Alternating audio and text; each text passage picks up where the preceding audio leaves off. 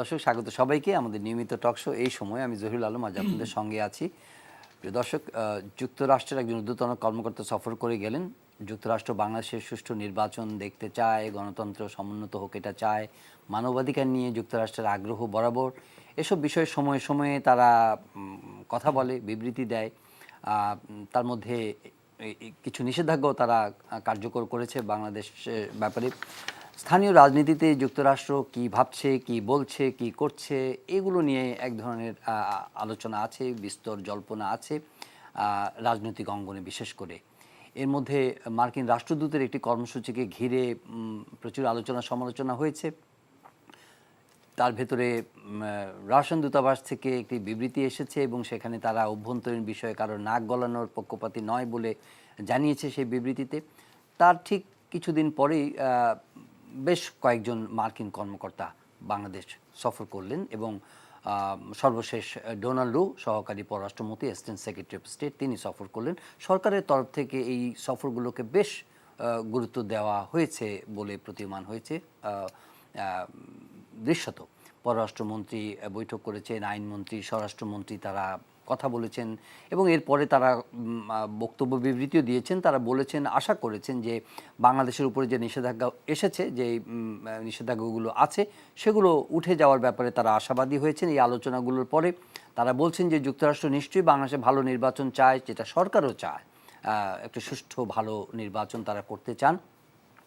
আজকে এই বিষয়গুলো নিয়ে আলাপ করব। আসলে যুক্তরাষ্ট্রকে ঘিরে কি আলোচনা বাংলাদেশের রাজনীতিতে এবং তাদেরও কি ধরনের কৌশলগত কি বিষয় আছে সেগুলো বুঝবার চেষ্টা করব। সে আলোচনা যাওয়ার আগে দিনের শিরোনামগুলো একটু বলতে চাই। চট্টগ্রামে দফায় দফায় সংঘর্ষ হয়েছে, আঘাত আসলে পাল্টা আঘাত করা হবে, এটা ঢাকায় বিএনপি নেতারা সে কথা বলেছেন। নির্বাচন হবে ফাইনাল খেলা, নির্বাচনে হবে ফাইনাল খেলা, সেটি বলেছেন আওয়ামী লীগের সাধারণ সম্পাদক জনাব ওবায়দুল কাদের। ধর্মের দোহাই দিয়ে কেউ যেন কাউকে বিপথে নিতে না পারে সে ব্যাপারে সবাইকে সচেতন থাকার আহ্বান জানিয়েছেন প্রধানমন্ত্রী শেখ হাসিনা। এখন থেকে আর জেএসসি এবং জেডিসি পরীক্ষা হচ্ছে না। শিক্ষা মন্ত্রণালয়ের বিজ্ঞপ্তি এসেছে, পিএসসির যে কোনো পরীক্ষায় প্রশ্নপত্র ফাঁস করলে সর্বোচ্চ 10 বছর জেল এবং অর্থদণ্ডের বিধান রেখে সংসদে বিল পাশ হয়েছে। আমরা মূল আলোচনায় আসি, অতিথিদের সঙ্গে পরিচিত হই। স্টুডিওতে দুজন অতিথি আছেন, জনাব এম জমির, সাবেক রাষ্ট্রদূত এবং বিশ্লেষক, রয়েছেন সিনিয়র জার্নালিস্ট জনাব রাহিদ এজাজ।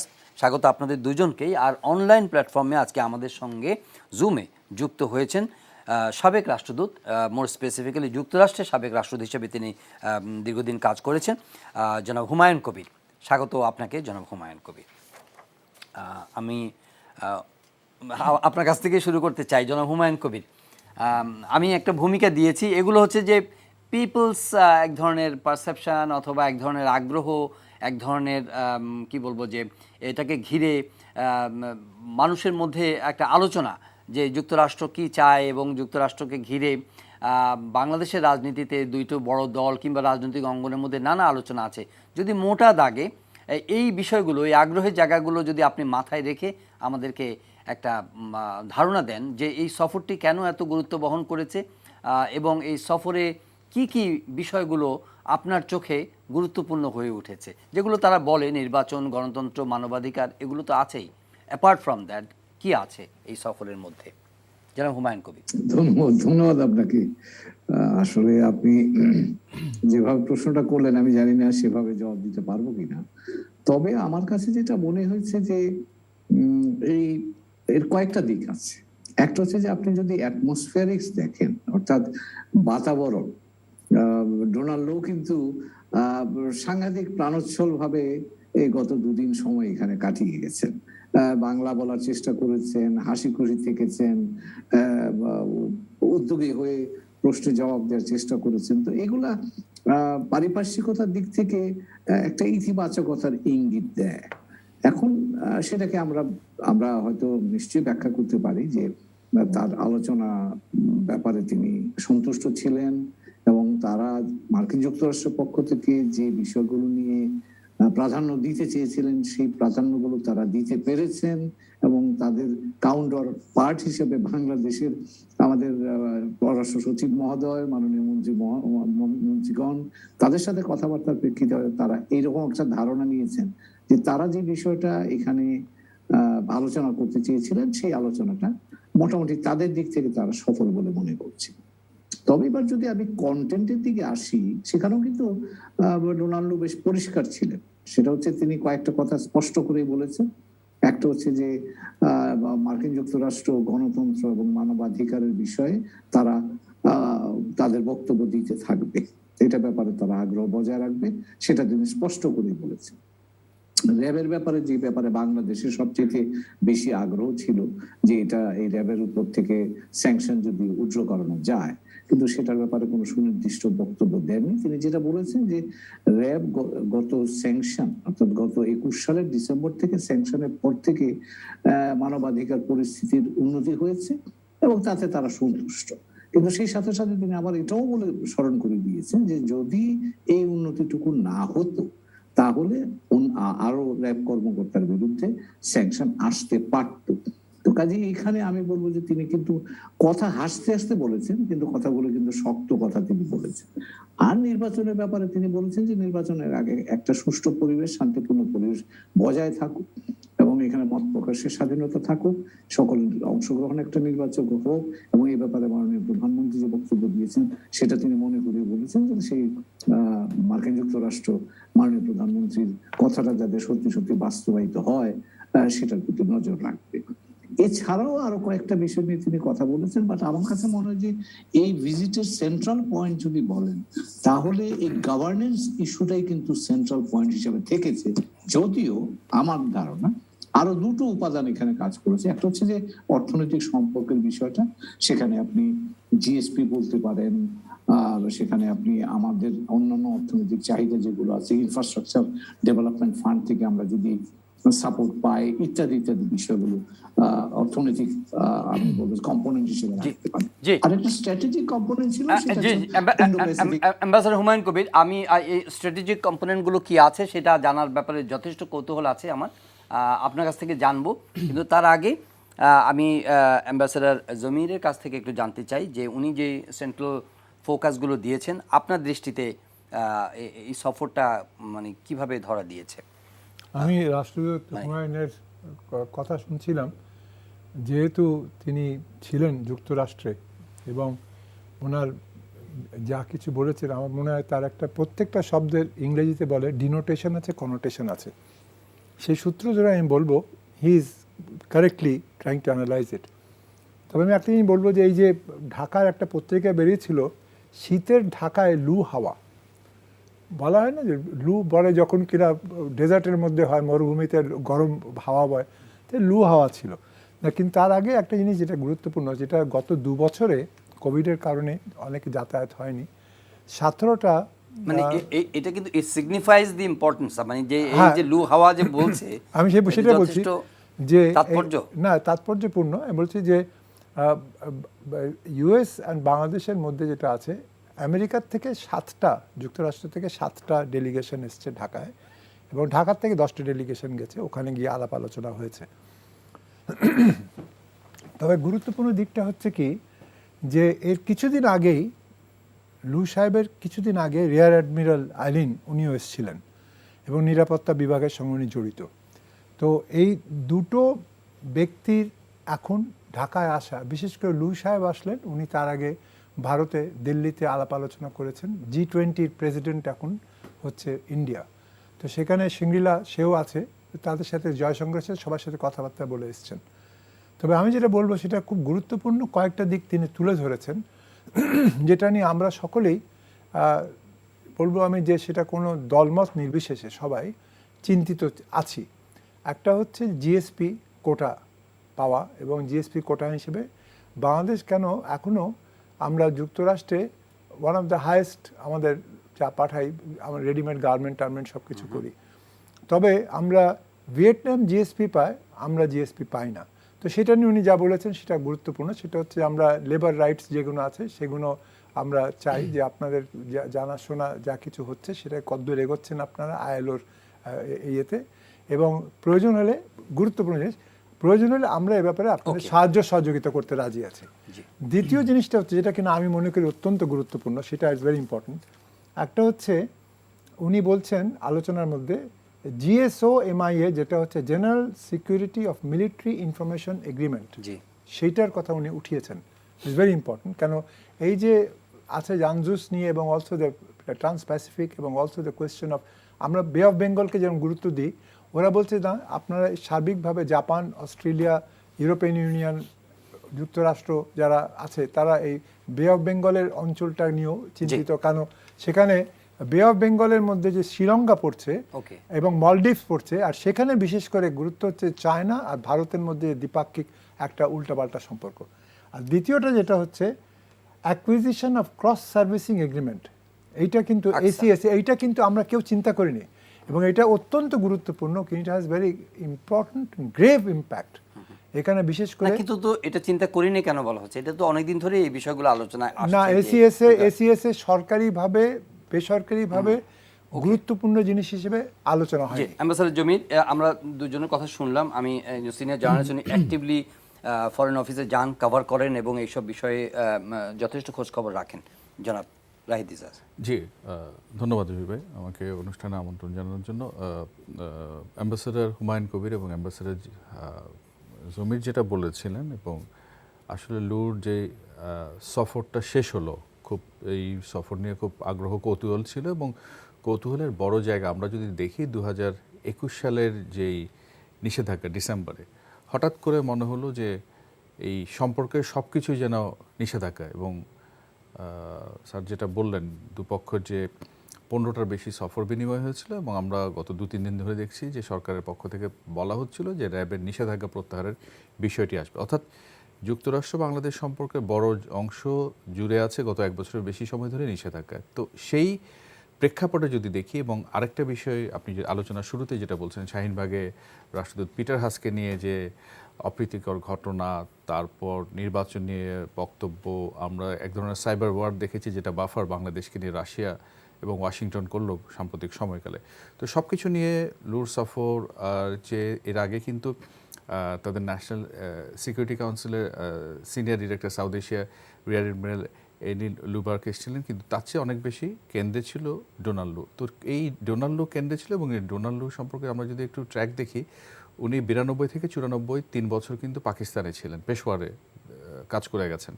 তারপর মাঝখানে 3 বছর আবার ওয়াশিংটনে গিয়ে ফিরে এসেছেন 97 থেকে 2000 ভারতে, অর্থাৎ ভারত পাকিস্তান নিয়ে তার বেশ দখল আছে, এবং খুব একটা ইন্টারেস্টিং সময় 97 থেকে 2000 সে কার্গিল ওয়ার, ওই সিকোয়েন্সটা ইন্ডো পাকিস্তানে যখন ছিল, এবং তার স্পেশাল অ্যাসাইনমেন্ট ছিল কাশ্মীর এবং পাকিস্তান। তো সে জায়গায় মোটামুটি দক্ষিণ এশিয়া সম্পর্কে লু যথেষ্ট অভিজ্ঞ, এবং তার এবং নেপাল, শ্রীলঙ্কা ইত্যাদি নানান জায়গায়। তো স্বভাবতই খুব একটা কৌতূহল ছিল। তো যেই কথাটা আমি বলতে চাচ্ছি, যে জেস্টার লুর তার ভিজিটে দেখিয়েছেন, যে উষ্ণতা ছিল, সপ্রতিভতা ছিল, কিন্তু তার মধ্যেও আমেরিকার যে কোর ইস্যু, আমেরিকার দীর্ঘদিনের ইতিহাসে এবং তার ফরেন পলিসিতে ডেমোক্রেসি গভর্নেন্সের যে জায়গাগুলো, সেই জায়গাতে কিন্তু তিনি খুব আপনার জোরালো অবস্থানে যে প্রত্যাশা বাংলাদেশের কাছ থেকে, সেই কথাগুলো তিনি বলেছেন। তিনি গণতন্ত্র নিয়ে কথা বলেছেন, বাক স্বাধীনতা নিয়ে কথা বলেছেন, মত প্রকাশের স্বাধীনতা নিয়ে কথা বলেছেন, এবং তার চেয়ে প্রণিধানযোগ্য আমার কাছে মনে হয়েছে যেটি আমরা লক্ষ্য করেছি, উনি বলছেন দেখুন কেউ পারফেক্ট না, ইমপারফেকশন বাংলাদেশের গণতন্ত্রে আছে, যুক্তরাষ্ট্রের গণতন্ত্রে চ্যালেঞ্জ আছে, কিন্তু চ্যালেঞ্জ থাকলে, ঘাটতি থাকলে তা নিয়ে কথা বলা যাবে না, সমালোচনা করা যাবে না, বিষয়টা না। চ্যালেঞ্জ থাকবে, বন্ধু হিসেবে সেই চ্যালেঞ্জগুলো নিয়ে আমরা কথা বলবো, কথা তুলব, পাশাপাশি পরামর্শ দিব, এবং সেই পরামর্শের পাশাপাশি বাংলাদেশের স্টেক হোল্ডারদের নিয়ে তিনি কথা বলবেন। এর পাশাপাশি আমি যদি বলি, কালকে তো একটা জয়েন্ট ব্রিফিং হয়েছিল ডোনাল্ড লুর ফরেন মিনিস্ট্রিতে, তিনি কিন্তু স্বরাষ্ট্র মন্ত্রীর সঙ্গে দেখা করেছেন আলাদা করে, আইনমন্ত্রীর সঙ্গে দেখা করেছেন, এবং আমরা যদি দুটো মিটিং আলাদা করে দেখি, স্বরাষ্ট্রমন্ত্রীর সঙ্গে আলোচনায় তিনি কিন্তু শাহিনবাগের বিষয়টি তুলেছিলেন, নিরাপত্তার বিষয়টি তুলেছেন। তিনি আইনমন্ত্রীর সঙ্গে যখন কথা বলেন শ্রম ইস্যুতে তাদের যে আপত্তি, আমরা যে জিএসপি ফিরে পাওয়ার কথা বলছি, একদিন আমরা জানি জিএসপির প্রত্যাহার করা হয় রানা প্লাজা সেই বিয়োগান্ত ঘটনার পর। এরপর কিন্তু আমাদের প্রচুর ইনভেস্টমেন্ট হয়েছে, আমাদের ফ্যাক্টরিতে স্ট্রাকচারাল এবং যে সেফটি বলেন সেটা অনেক বেড়েছে, এরপরও জিএসপি ফিরে নেই। আজকে তিনি বলছেন শ্রমিক অধিকারের বিষয়টি। আমি যদি বলি, আমরা খুব আত্মতুষ্টিতে ভুগতে পারি র্যাবের নিষেধাজ্ঞা নিয়ে, নতুন নিষেধাজ্ঞা আসেনি, র্যাবের পারফরমেন্স ভালো হয়েছে, সেটিও যদি বলেন সেটিও কিন্তু মানবাধিকারের লেন্স দিয়ে দেখতে হবে। কেন প্রশংসা করছেন? মানবাধিকার সুরক্ষিত হয়েছে, তার যে উদ্বেগটা ছিল সেই উদ্বেগটা দূর করা হয়েছে। কিন্তু জিএসপির সঙ্গে কিন্তু তিনি আবার নতুন করে ট্যাগ করে দিয়েছেন শ্রমিক অধিকার। তো এই জায়গাতে যদি দেখি, অর্থাৎ খুব সহসা জিএসপি ফিরছে না, এবং জিএসপি আমাদের যুক্তরাষ্ট্রের সাথে রপ্তানিতে বা দ্বিপক্ষীয় বাণিজ্যে কোনো প্রভাব না ফেললেও জিএসপির কিন্তু এক ধরনের স্টিগম্যাটাইজড করা ইমেজ বলেন এগুলো জড়িত, যেমনটা জড়িত র্যাবের যে স্যাংশনটা। অ্যাম্বাসেডর হুমায়ুন কবির, বিরতির আগে আপনি যখন আপনার বিশ্লেষণ দিচ্ছিলেন, আপনি কিছু সেন্ট্রাল ইস্যুসগুলো যেটা আপনার দৃষ্টিতে ডেমোক্রেসি, গভর্নেন্স, এগুলো তো আছেই, এর বাইরে অর্থনীতি আছে, জিএসপির বিষয়টি আছে, লেবার রাইটসের বিষয়টি আলোচনায় আসছে, কিন্তু মানে স্ট্র্যাটেজিক কিছু ইস্যু আছে যেগুলো আপনি আলোচনা শুরু করতে চাইছিলেন, অ্যাম্বাসেডর জমির কিছুটা ইঙ্গিত করেছেন। কিন্তু বাংলাদেশের রাজনৈতিক বাস্তবতা, এই বিষয়গুলোতে আসবেন আপনি, বাংলাদেশের রাজনৈতিক বাস্তবতায় যুক্তরাষ্ট্র কি ভূমিকা রাখে, কিভাবে কথা বলে, কি বিবৃতি দেয়, কার সঙ্গে বসে, কার সঙ্গে দেখা করে, মিটিং কোথায় হয়, সরকারের পার্টনারশিপের বাইরে, এই বিষয়গুলো খুব গুরুত্বপূর্ণ হয়ে ওঠে এবং আমাদের আগামী নির্বাচনকে ঘিরেও এই আলোচনাগুলো এসেছে। এখান থেকে রাজনৈতিক সুবিধা পাওয়ার ক্ষেত্রে বাংলাদেশের অভ্যন্তরীণ দলগুলো যদি এই ভিজিটগুলোকে দেখে, কিভাবে তারা আপনি কিভাবে এটাকে বিশ্লেষণ করবেন বাংলাদেশের রাজনৈতিক বাস্তবতায়? ধন্যবাদ আবার আপনাকে। আসলে এখানে একটা জিনিস আমাদের বোধহয় একটু উপলব্ধির দরকার, সেটা হচ্ছে ডোনাল্ড লু কালকে ওই কথাটা বলেছেন, সেটা হলো যে তারা কিন্তু কোন রাজনৈতিক পক্ষের পক্ষ নিয়ে কথাটা বলছে না, এই কথাটা তারা বলছেন। এবং তারা যেটা বলতে চান যে প্রক্রিয়াগতভাবে গণতান্ত্রিক প্রক্রিয়াটা অংশগ্রহণমূলক হোক, সকলে অংশগ্রহণ করুক, জনগণের ভোটদানের সুষ্ঠু পরিবেশটা বজায় থাকুক এবং একটা বিশ্বাসযোগ্য নির্বাচন হোক। প্রক্রিয়ার দিক থেকে তারা এই বিশুদ্ধতাটা প্রত্যাশা করেন। কিন্তু এর ফলে কে জয়ী হবেন কি হবেন না সেই ব্যাপারে আমার ধারণা তারা খুব আগ্রহী নয়। এই কথাটা কিন্তু তারা বলছে, আগেও বলেছে, এবার এখনো আমরা সেই কথাটাই শুনলাম।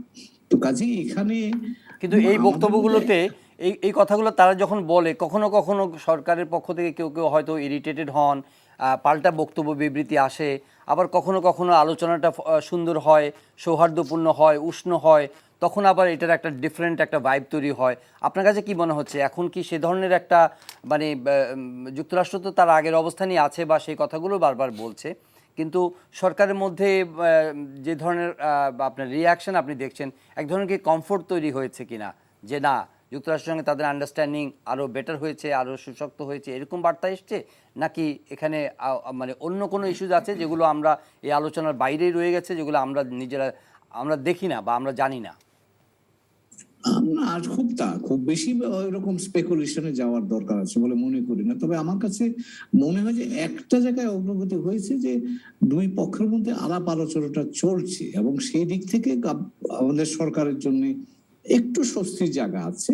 কিন্তু আমি মনে করব যে এই স্বস্তির জায়গাটা থাকলেও মৌলিক বিষয়টা যদি সমাধান না হয়, বা মৌলিক বিষয় বলতে আমি বোঝাচ্ছি যে ধরেন গণতান্ত্রিক প্রক্রিয়াটা যদি সাবলীলভাবে না সামনে এগিয়ে যায়, এটা যদি ইনক্লুসিভ ফর্মে না যায়, তাহলে আমার কাছে কিন্তু মনে হয় যে এই স্বস্তির জায়গাটা খুব বেশি দিন স্থায়ী হয়তো হবে না। তার কারণ কেন আমি বলছি সেটা আমার ধারণা বা আমি যেটুকু বুঝতে পারি তাদের চিন্তার জায়গাটা, সেটা হচ্ছে যে বাংলাদেশের সাথে আপনি লক্ষ্য করবেন মার্কিন যুক্তরাষ্ট্রের কিন্তু বিস্তৃত প্রেক্ষাপট, বহু মাত্রিকতা, বহু স্তরে যে সম্পর্কের কথা বলি, সবগুলো জায়গাতে কিন্তু ইতিবাচক আমি বলবো যে সাজুজ্য আছে। আমাদের এই জায়গাটাতেই কিন্তু একটা বড় ধরনের আমি বলবো যে দ্বিমত আছে, এবং সেই দ্বিমতটা কিন্তু শুধুমাত্র যে আমাদের দ্বিপাক্ষিক সম্পর্কের জন্য গুরুত্বপূর্ণ তা নয়, কিন্তু আমাদের বাংলাদেশের এই যে আমরা অর্থনৈতিক অগ্রগতি গত 20 বছর যাবৎ বা 22 বছর যাবৎ করেছি, গত 50 বছর করেছি, সেই অগ্রগতিটাকেও কিন্তু আপনার ধরে রাখতে গেলে আপনার এখানে একটা আমি বলবো যে এক ধরনের একটা পারস্পরিকতার কাঠামো কিন্তু আমাদের দাঁড় করাতে হবে। আমি আসবো আপনার কাছে, আবার আপনার কাছে আসবো। জনাব রাহিদ ইজাজ, আপনার কাছে কি মনে হয়েছে উনি যখন কথা বলেছেন তখন তাতে যে সরকারের সঙ্গে তো দূরত্ব অ্যাপারেন্টলি যেটা মনে হয়েছে যে একটা দূরত্ব আছে, এক ধরনের টেনশন আছে, সেগুলো ব্রিজিং হচ্ছে, সেগুলো সেটা আপনারা সবাই এই আলোচনার মধ্যে বলেছেন। এটা কি তাহলে পক্ষান্তরে বাংলাদেশের যে রাজনৈতিক যে বাস্তবতাটা আমি তোলার চেষ্টা করছি, সেখানে বিরোধী দল থেকে অনেকে হয়তো স্পেকুলেটিভ, যদিও যে অনেকে অভিযোগ করেছেন বা অনেকে মনে করছেন যে না সরকারের উপরে তাদের মানবাধিকার ইস্যুতে বা অন্যান্য ইস্যুতে আরও স্যাংশনের আশা করে বিরোধী দল, কিংবা তারা মনে করে যে একটা ইনক্লুসিভ ইলেকশনের ব্যাপারে যুক্তরাষ্ট্র তাদেরকে সহায়তা করলেও করতে পারে তাদের গুড অফিস দিয়ে। এই জায়গার মধ্যে কি বাংলাদেশের রাজনৈতিক দলের যাদের সেই প্রত্যাশাগুলো তৈরি হয়েছে, সেখানে কি খুব একটা অগ্রগতি কোনো জায়গা আপনি দেখেছেন? না, খুব একটা অগ্রগতির জায়গায় যেমন নেই। আমি যেটা প্রথম বিরতির আগে যেটা বলছিলাম হুমায়ুন ভাইয়ের সাথে একমত। তারা কিন্তু তাদের প্রায়োরিটির ব্যাপারে খুব কনসিস্টেন্ট। সেই প্রায়োরিটিগুলো কি? সেই প্রায়োরিটিগুলো হচ্ছে upholding democracy, ensuring good governance, ensuring human rights, including freedom of speech, freedom of expression. এই জায়গাতে খুব কনসিস্টেন্ট। আপনি নিষেধাজ্ঞার কথা যখন আসলেন, এবং জল্পনা আছে, আলোচনা আছে, একটা পারসেপশন, এবং কখনো কখনো সেই পারসেপশনটা রিয়েলিটির চেয়ে বেশি হয়। এবং এই যে জল্পনা ছিল নতুন নিষেধাজ্ঞা আসে কি আসে না, এটা সরকার দোষারোপ করছিল যে লবিস্ট নিয়োগ, আরও নতুন নিষেধাজ্ঞা। আমরা গতকাল চ্যানেল 24-এ একটা ইন্টারভিউতে দেখেছি, উনি বলছেন যে এই যে আবার নিষেধাজ্ঞা, এবং আমরা একটা স্টোরি করেছিলাম যে ডোনাল্ড লুকে বলা হবে বাংলাদেশ এমনিতে অস্বস্তি আছে, নিষেধাজ্ঞা তোলা হোক, আবার যেন নতুন নিষেধাজ্ঞা না হয়। এবং সেই সাক্ষাৎকারে তিনি কিন্তু ক্যাটাগরিক্যালি বলেছেন, যেহেতু হিউম্যান রাইটস এর কনটেক্সটে র্যাব গত এক বছরে র্যাবের পারফরমেন্স ভালো, হিউম্যান রাইটস ওয়াচের রিপোর্টে উঠে এসেছে, যুক্তরাষ্ট্র সেটাকে অ্যাকনোলেজ করে বলে নতুন করে কোনো নিষেধাজ্ঞা দেয়নি। তার মানে কি, যে জল্পনাটা আমরা একদিন শুনছিলাম, সেটি ডোনাল্ড পরিষ্কার করে বলেছে না, তাদের চিন্তায় ছিল ফার্দার যদি আমরা স্লিপ করে যাই নতুন একটা নিষেধাজ্ঞা আসবে। তো সেই নিষেধাজ্ঞাটা আসেনি, এবং তারা তাদের যে বেসিক প্রিমাইস বা প্রায়োরিটি সেখান থেকে কিন্তু সরছে না, অর্থাৎ মানবাধিকার, গণতন্ত্র, সুশাসন। আর নির্বাচনের যে সেই সাক্ষাৎকারে সুষ্ঠু নির্বাচনের কথা তিনি বলেছেন, তিনি পাশাপাশি এটাও বলেছেন সবার রাজনীতি করার অধিকার আছে। স্বরাষ্ট্রমন্ত্রী কালকে আমাদেরকে ব্রিফিংয়ে বলেছিলেন ফরেন সার্ভিস একাডেমিতে। পাশাপাশি ডোনাল্ড লু বলছেন রাজনীতি করার অধিকার আছে, মত প্রকাশ করার অধিকার আছে, কিন্তু সেটা অবশ্যই শান্তিপূর্ণ হতে হবে। কেউ যদি ভায়োলেন্সের পথ বেছে নেয়, হোক সেটা সরকার কিংবা বিরোধী দল, তারা সেখানে কাউকে ছাড় দিবে না। কাজেই ওই যে একটা প্রত্যাশা বা একটা জল্পনা যে লু আসবে, অনেক কিছু ঠিকঠাক করে দিবে, আমাকে যদি বলেন, আজকে আমি একটা ফলো আপ রিপোর্ট করতে গিয়ে বিভিন্ন জনের সাথে কথা বলে যেটা জেনেছি, ডোনাল্ড লুর এই ভিজিটে মূল এবং প্রধান সুরটা ছিল যে বাংলাদেশের সাথে আরও এনগেজ হওয়া। এবং এটা একটু রিলেট, আচ্ছা একটু জিজ্ঞাসা করি, এই প্রসঙ্গে একটু জিজ্ঞাসা করি, জাস্ট এটা আমরা একটা বিশ্লেষণের মধ্যে আছি যেহেতু, আপনার কাছে কি মনে হয় যে আমেরিকা যেই টোনে কথা বলছিল, যে ধরনের সারমনিং করছিল, রাশিয়ান যে স্টেটমেন্টের পরে, রাশিয়া তো এক ধরনের কিন্তু খুবই ব্লান্ট একটা স্টেটমেন্ট করেছে, ওই ধরনের স্টেটমেন্টের পরে যুক্তরাষ্ট্র নিজের পলিসি অথবা যে এনগেজমেন্টের লেভেলটা এটাকে রিভিজিট করতে শুরু করেছে, রিলেটিং মানে কি বলো, যে এই অঞ্চলের গ্র্যাভিটি বা ইম্পর্টেন্সটাকে বিবেচনা করে। ধন্যবাদ জয় ভাই আমাকে ধরিয়ে দেওয়ার জন্য। আমি এটাই বলতে চাচ্ছিলাম, উনি কিন্তু একটু আগেই বলছিলাম উনি পাকিস্তান এবং ইন্ডিয়া দু জায়গাতে সার্ভ করে এসেছেন, এবং ঢাকায় আসার আগে উনি কিন্তু দিল্লিতে ছিলেন দুদিন। যে এটা বলার অপেক্ষা রাখে না, স্যার নিজেও একটু ভালো করে বলতে পারবেন। ডিপ্লোমেসিতে কিছু প্রকাশ্যে থাকে, কিছু নেপথ্যে থাকে। তো অবশ্যই তাদের মধ্যে কোনো না কোনো আলোচনা হয়েছে। একটু আগে রাশিয়ার প্রসঙ্গ যখন আসলে আমি একটু মনে করে দিতে চাই, মার্কিন নিষেধাজ্ঞায় থাকা একটি জাহাজে করে রূপপুরের পণ্য পরিবহন করা হচ্ছিল, এবং সেটা কোচিনে মাল খালাসও করেছে ভারতে। এবং যখন বাংলাদেশের পথে রওনা হয়েছিল, তখন আমেরিকানরা আমাদেরকে অ্যালার্ট করেছিল, এবং সেই পণ্য অ্যালার্ট নাও করতে পারতো না। হাজার হাজার জাহাজ সেখানে সাগরে চষে বেড়ায়, সবগুলো ট্র্যাক করা সম্ভব না। সেই পণ্য ভারত কলকাতা হলদিয়া বন্দরে খালাসের কথা ছিল, শেষ পর্যন্ত সেটা হয়নি। তো আমরা যতটুকু খবর জেনেছি, শেষ পর্যন্ত সেই পণ্য হয়তো খালাস না করে আবার ফিরে যাবে রাশিয়াতে, অন্য জাহাজে সেটা আসবে। কাজে এই যে জিওপলিটিক্যাল একটা কনসিডারেশনের কথা বলছেন, অবশ্যই সেটা আছে। এবং আমরা দীর্ঘদিন ধরে জানি যে একটা বলা হয়ে থাকে কথাটা, এবং সেটা বেশ পপুলার ফেনোমেনা, যে ওয়াশিংটন সবসময় দিল্লির প্রিজমে বাংলাদেশকে দেখে থাকে। কাজে এই যে জিওপলিটিক্যাল পরিবর্তন আপনি দেখেন না, তো সে জায়গায় একটু বলছি, সে জায়গায় এই যে ডোনাল্ড লুর শোটটা আমরা একটু অন্যরকম দেখছি, তার ওয়ার্ম জেস্টার দেখছি, এখানে অবশ্যই তার ভিজিটের সাথে আমরা রিলেট করতে পারি, কারণ জিওপলিটিক্যালি যে টেনশন শুরু হচ্ছে, এবং রাশিয়া ইউক্রেন ওয়ারের কারণে নতুন একটা অর্ডার দেখতে যাচ্ছি। সেখানে খুব বেশি প্রেস করলে সাউথ এশিয়ার একটা অন্যতম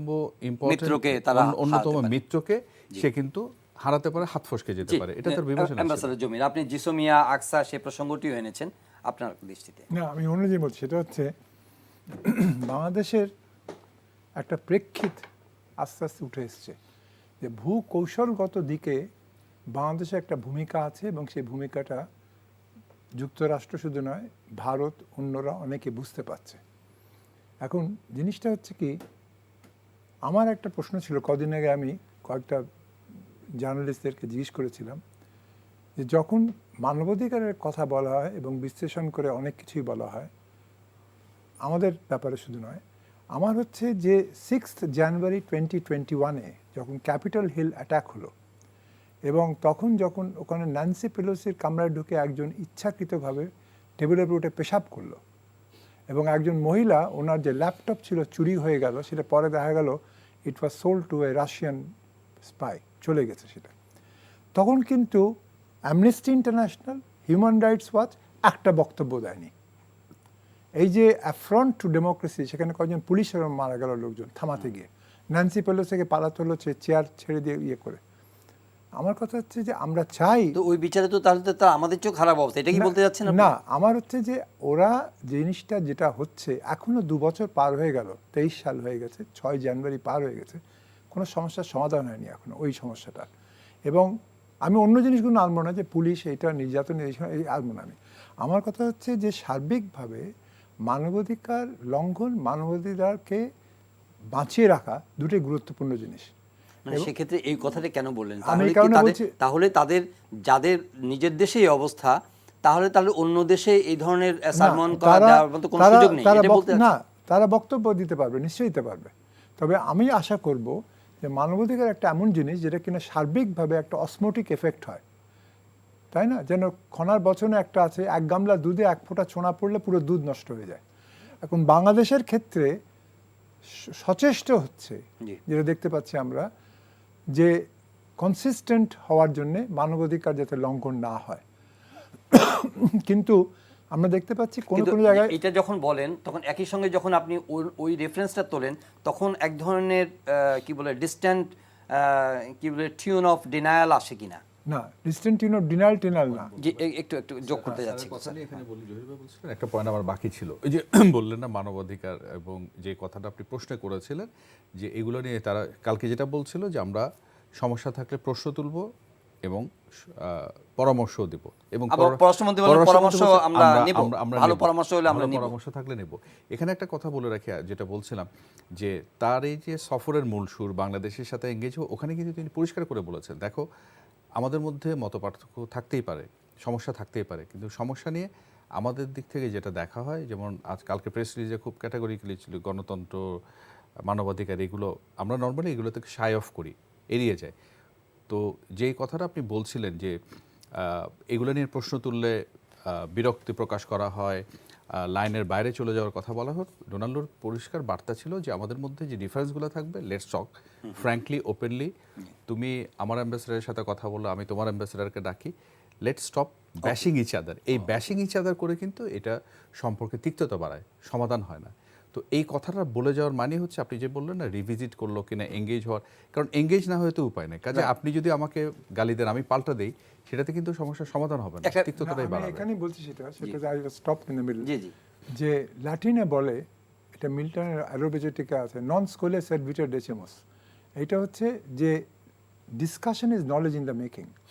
তো আলোচনার মাধ্যমে কোনো জিনিস, কোনো ঘটনা, সেটাকে যে কোনো বিতর্কিত হয়, সেটা নিয়ে আলোচনা করা যায়। আমি পার্সোনালি মনে করি ব্যক্তি হিসেবে যে এই ভিজিটের মাধ্যমে আলোচনার সম্ভাবনাটা বেড়েছে। ওকে।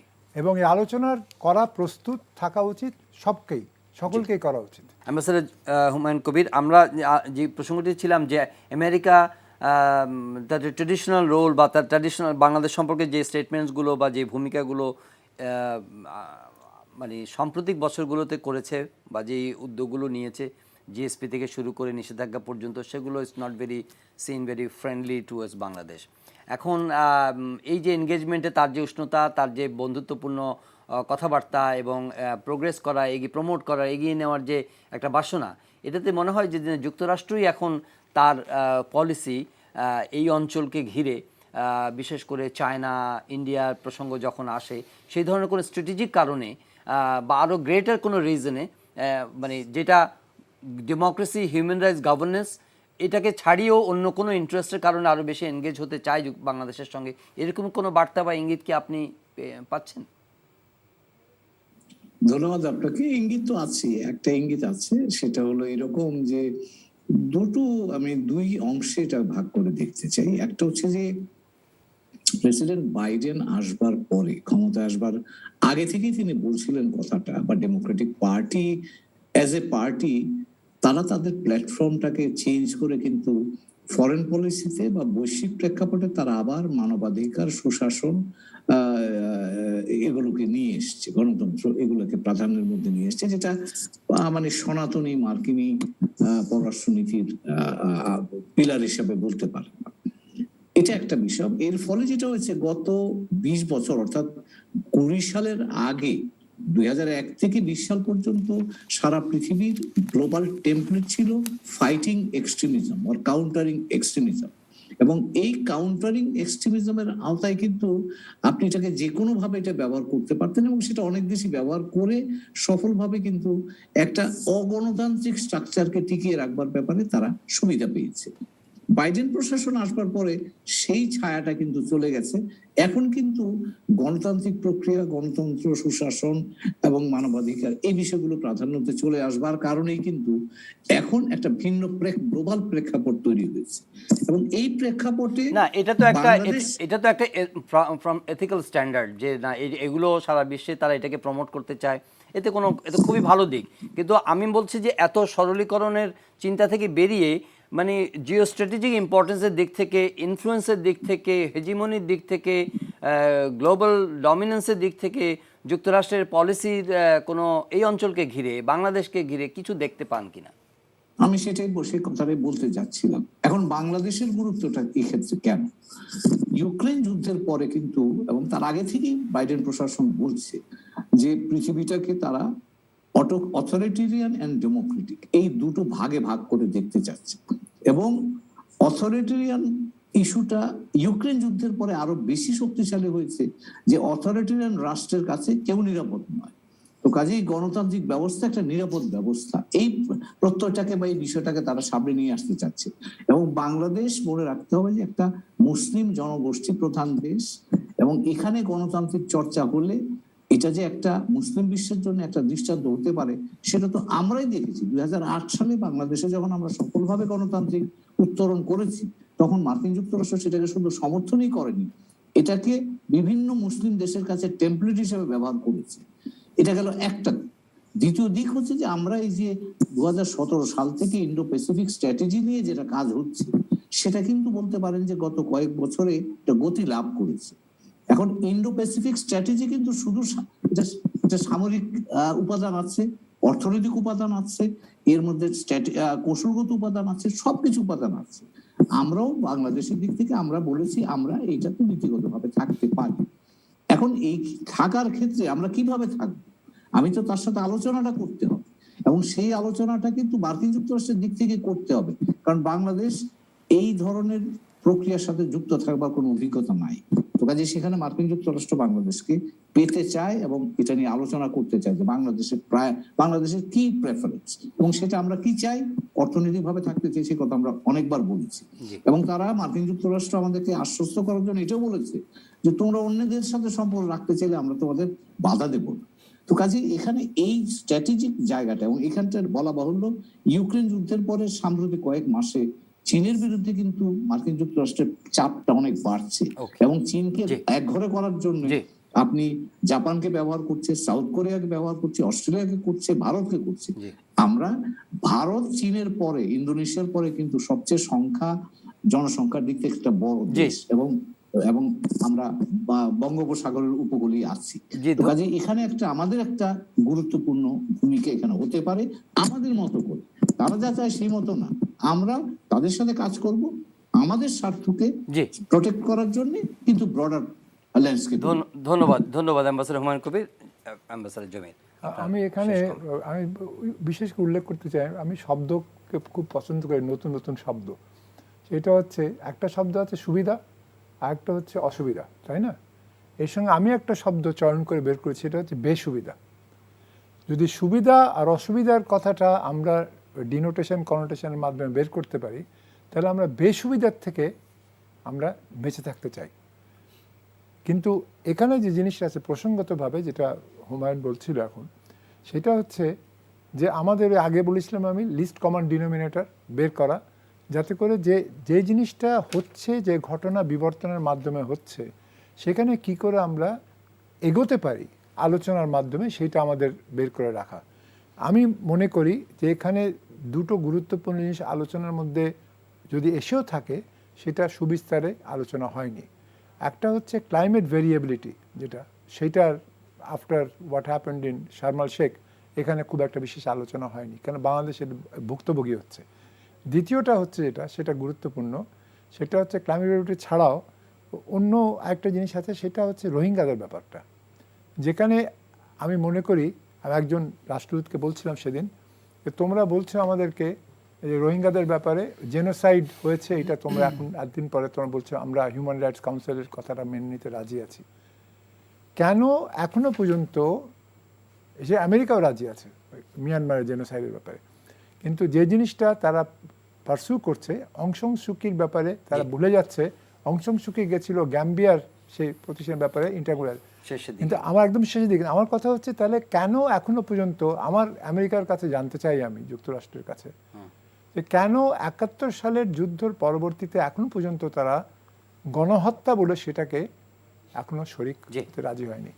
এখন কেন বলা হচ্ছে যে কংগ্রেসে আছে পরে, আমি বলছি যে আমি ইঙ্গিত করছি এবং আমি সমালোচনা করছি না, আমি বলছি যে এই সকল ব্যাপারটা একসঙ্গে দেখা উচিত। জি, ধন্যবাদ। আমি এই প্রসঙ্গটাই ওনার স্যার যেটা বললেন লজিক্যালি, যেমন ধরেন যে আপনি এখানে একটা ইনক্লুসিভ ইলেকশনের ব্যাপারে দে আর ভেরি কিন, দে আর ভেরি সিরিয়াস, তারা বলছে, এবং আমাদের বিরোধী দল আশা করে যে যুক্তরাষ্ট্র এই ক্ষেত্রে তাদেরকে নৈতিক সমর্থনগুলো দেবে, যেটা তারা আশা করে। কিন্তু দিস ইউনাইটেড স্টেটস, তারা কিন্তু ধরেন যাদের বিরোধী দলের দৃষ্টিতে 2014 ইলেকশন তারা অপছন্দ করেছে, 2018 ইলেকশন নিয়ে তাদের প্রশ্ন আছে, কিন্তু those election has also been approved, endorsed, এবং তাদের সঙ্গে খুব ক্লোজলি এনগেজড হয়ে যুক্তরাষ্ট্র সরকার কাজ করছে। এখন হঠাৎ করে কি হয়ে গেল যে আগামী নির্বাচনটি খুব ইনক্লুসিভ হতে হবে এবং ভালো হতে হবে। Is that the prime concern of United states, নাকি অন্য বিষয়গুলো এটার সঙ্গে খুব গুরুত্বপূর্ণ আছে? একটু শেষ মন্তব্য। না, এইগুলো তো গুরুত্বপূর্ণ। আমি যেটা বললাম, যেটা হুমায়ুন ভাই বলছেন, স্যার বললেন, এগুলো তো তার, আপনি বললেন এগুলো ইথিক্সের জায়গায়, ফিলোসফির জায়গায়, এগুলো তো তাদের বেসিক প্রিমাইস। এবং আমরা ডেমোক্রেট এবং রিপাবলিকদের মধ্যে যে তফাৎটা দেখি, তারা গণতন্ত্রের মূল নির্যাস যেগুলো, ওখানে অনেক বেশি গুরুত্ব দেয়, যেটা রিপাবলিকানদের ক্ষেত্রে হয় না। এটাতেও যেমন আছে, আরেকটি কথা আপনি যেটা বলছিলেন শেষ করার আগে ওইখানেও বলি, ঠিক পলিসি শিফট বলবো না, আমি যদি ইন্দো প্যাসিফিকে যে টেনশনটা, গ্রোয়িং কম্পিটিশন দেখছি বিটুইন চায়না এবং ইউএস, তারপরে রাশিয়া ইউক্রেন ওয়ারের পরে সেটার নতুন একটা শেপ নিল, ওয়ার্ল্ড অর্ডারটা কী হবে। আমরা সোভিয়েত ইউনিয়নের ভাঙানোর পরে দুই পরাশক্তি যে স্নায়ুযুদ্ধকালীন উত্তেজনা, সেটি একপক্ষীয় হয়ে গেছিলো, কিন্তু চীনের উত্থান এবং সাবসিকুয়েন্টলি কোভিড নিয়ে যে পরিস্থিতির মুখোমুখি আমরা হয়েছি, টিকা নিয়ে যে যুদ্ধ হয়েছে এই প্রথমবারের মতো, তো দ্বিতীয় বিশ্বযুদ্ধের পর নতুন একটা বৈশ্বিক ব্যবস্থার দিকে আমরা হয়তো যাচ্ছি। তো সেই জায়গাগুলো অবশ্যই বিবেচনায় আছে। আর ইন্দো প্যাসিফিক আমার গুরুত্বটা কোথায়? আমার ভূ রাজনীতি, আমার ভূ অর্থনীতি, আমার জলবায়ু পরিবর্তন, এবং মোস্ট ইম্পর্টেন্টলি হচ্ছে পলিটিক্যাল ফিলোসফি অর্থাৎ ডেমোক্রেসি। তারা তো বাইডেন তো পরিষ্কার করে বলেছেন চুজিং বিটুইন ডেমোক্রেসি এবং অটোক্রেসি। এবং আমাকে যদি বলেন, আমি কিন্তু খুব বেশি বড় রকমের পলিসি কোনো শিফট দেখি না ডেমোক্রেসির ক্ষেত্রে, ইলেকশনের ক্ষেত্রে। হ্যাঁ, অবশ্যই আছে। আজকের দিনে বিশ্ব ব্যবস্থায় কোনো সম্পর্কই কিন্তু চ্যারিটি নয়, দান খয়রাত নয়, গিভ অ্যান্ড টেক। ও তো ব্যবসা সুবিধা, কৌশলগত অবস্থানের জন্য বাংলাদেশের সাথে এঙ্গেজ করতে চায়। আমরা যদি এই অঞ্চলের দিকে দেখি, look at the Afghanistan, what happen after the return of Taliban. Pakistan, সেটা একটা ভঙ্গুর অবস্থা। শ্রীলঙ্কার অবস্থা খুব বেশি ভালো না। নেপালে আপস অ্যান্ড ডাউন তো নিত্য নৈমিত্তিক ঘটনা। তো সেই জায়গায় বাংলাদেশ একটি মুসলিম মেজরিটির দেশ হয়ে ডেমোক্রেসি আছে, ফ্ল থাকতে পারে তার, কিন্তু ডেমোক্রেসি আছে। তো সেই জায়গায় আপনি খুব বেশি চাপাচাপি করলে অন্যদিকে হেলে পড়ার একটা বিষয় রয়ে গেছে। আমি শেষ করবো একটা জিনিস দিয়ে, যে এই মাসে দুটো সফর দেখেছি, আরেকটা সফর হওয়ার কথা ছিল যে আগামী মাসে হবে, ডেরেক শোলে, যিনি special adviser to secretary of state Antony Blinken, যার পদমর্যাদা হচ্ছে আন্ডার সেক্রেটারি, মোর ক্রুশিয়াল ইস্যুগুলো দেখে। ডোনাল্ড লুর বস। আমি হুট করে ডোনাল্ড লু আসলে সব কিছু ঠিকঠাক হয়ে গেল, এত বেশি উল্লাসিত বা আত্মতুষ্টিতে ভোগার কোনো কারণ নেই। সামনের মাসে সফরগুলো কি হচ্ছে এবং আগামীতে যা হবে সেগুলোর দিকে আমরা দৃষ্টি রাখলে বুঝতে পারবো যে ডোনাল্ড লু যে কথাগুলো বলে গেছেন সেখানে কনসিস্টেন্ট, এবং পাশাপাশি এটাও দেখতে হবে যুক্তরাষ্ট্র কি বললো বা ইউরোপ কি বললো, তাদের দিকে তাকানোর দরকার নেই। বাংলাদেশ গণতন্ত্রের পথে বা সুষ্ঠু নির্বাচন বলুন, অন্যান্য মানবাধিকার সুরক্ষা বলুন, নিজের স্বার্থে সেটা করবে, সেটাই আমাদের প্রত্যাশা। জি, ধন্যবাদ জনাব রাহিদ ইজাদ, ধন্যবাদ অ্যাম্বাসেডর এম জমি, ধন্যবাদ জনাব হুমায়ুন কবির এত রাতে আমাদের সঙ্গে যুক্ত হয়ে এই আলোচনায় অংশ নেওয়ার জন্য। প্রিয় দর্শক, আজকের এই সময় শেষ করছি। দেখা হবে আবারও পরের অনুষ্ঠানে। এই অনুষ্ঠানটি চাইলে আপনারা অনলাইনে দেখতে পারেন, ভিজিট করুন ntbbd.com। এছাড়া ইউটিউব ভেরিফাইড ফেসবুক পেজে জনপ্রিয় অনুষ্ঠান খবরের আপডেট চাইলে আপনারা জেনে নিতে পারেন।